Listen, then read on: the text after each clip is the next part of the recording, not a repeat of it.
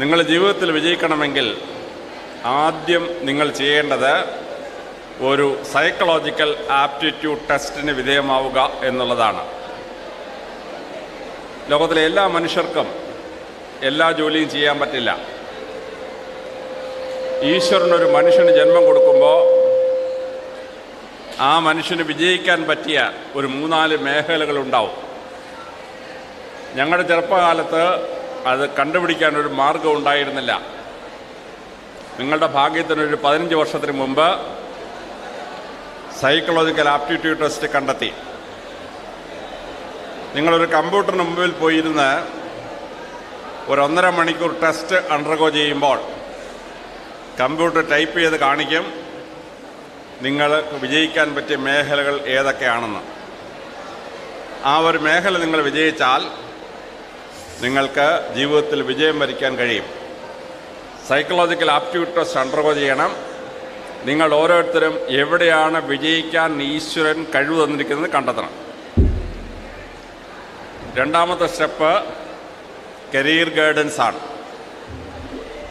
മിടുക്കനോ മിടുക്കിയായ ഒരു കുട്ടിക്ക് മത്സരങ്ങളിലൂടെ വിജയിച്ച് ലോകത്തിൽ വലിയ നിലകളിലെത്താൻ ധാരാളം വഴികളുണ്ട്. അതിൽ പാലക്കാട് ജില്ല യൂണിവേഴ്സിറ്റി ഗ്രാൻഡ്സ് കമ്മീഷൻ്റെ കൺട്രി വൈഡ് ക്ലാസ് റൂമിനകത്ത് കയറിയാൽ ഇന്ത്യയിലെ ഏറ്റവും ബെസ്റ്റ് ടീച്ചർ പഠിപ്പിക്കുകയാണ്. അല്ലെങ്കിൽ EMRC Hyderabad electronic media research സെന്ററിൽ പോയാൽ ഏറ്റവും നല്ല പഠനം നടക്കുകയാണ്. വിക്ടർ ചാനൽ 1, വിക്ടർ ചാനൽ 2 അതീവ ഗഹനമായി അത് പഠിപ്പിക്കും. ഓഡിയോ ബുക്ക് സീരീസ് കയറിയാൽ വിശ്വപ്രസിദ്ധമായ പുസ്തകങ്ങൾ ബെഡ്റൂമിലിരുന്ന് വല്ലവരും വായിച്ചു തരും. ഞാനൊക്കെ 16-18 മണിക്കൂർ പഠിച്ച് എൻ്റെ കൺപോള രണ്ടും അങ്ങ് വീണുപോയി. എൻ്റെ ഇടത്തെ കണ്ണ് 90% അടഞ്ഞിരിക്കുക, വലത്തെ കണ്ണ് 75%. ഞാൻ എൻ്റെ കണ്ണാടിയിലായിട്ട് ഇരുമ്പും ഉപയോഗിച്ച് പൊക്കിക്കൊണ്ടാണ് നടക്കുന്നത്. അല്ലെങ്കിൽ നിങ്ങളെ കാണാനോ പുസ്തകം വായിക്കാനോ പറ്റില്ല. നിങ്ങൾക്ക് പുസ്തകം വായിക്കാൻ കണ്ണ് വേണ്ട, ചെവി കൊണ്ട് പുസ്തകം വായിക്കുക. ഓഡിയോ ബുക്സ് വിശ്വപ്രസിദ്ധരായ ആളുകളിരുന്ന് പുസ്തകം വായിച്ച് നിങ്ങളെ കേൾപ്പിക്കും. വീഡിയോ ലേണിംഗ് യൂട്യൂബിൽ കയറി നിങ്ങൾ ഡോക്യുമെൻ്ററീസ് അങ്ങോട്ട് എടുത്താൽ 4.5 ലക്ഷം വീഡിയോസാണ്. നിങ്ങൾ പഠിക്കേണ്ട വിഷയം അടിച്ചു കൊടുത്താൽ മതി, അപ്പോഴേ അത് സ്ക്രീനിൽ വരും.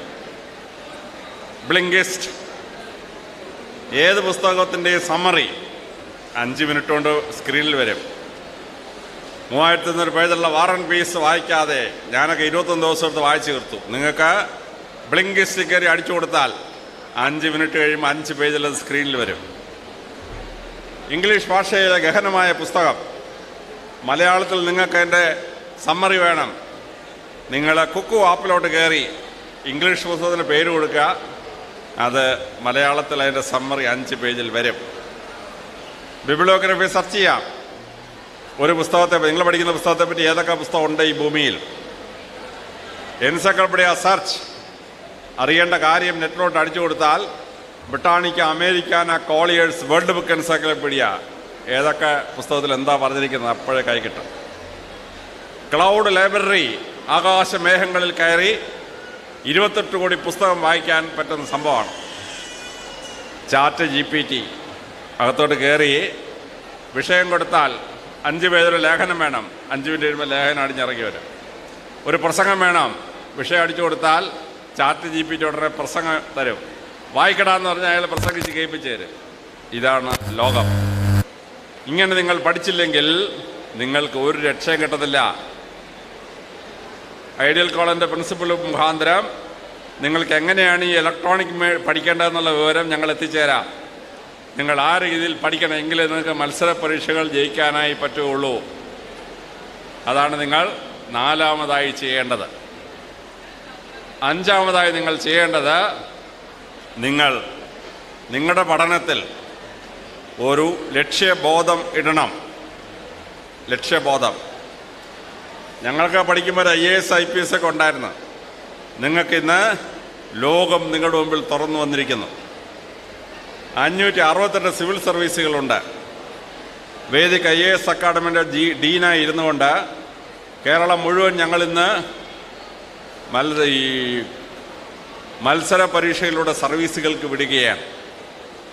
ആദ്യത്തെ ഗ്രൂപ്പ് എന്ന് പറയുന്നത് UN സിവിൽ സർവീസുകളാണ്. UNോട് സിവിൽ സർവീസ് കയറിയാൽ സ്റ്റാർട്ടിങ് 5 ലക്ഷം രൂപയാണ്.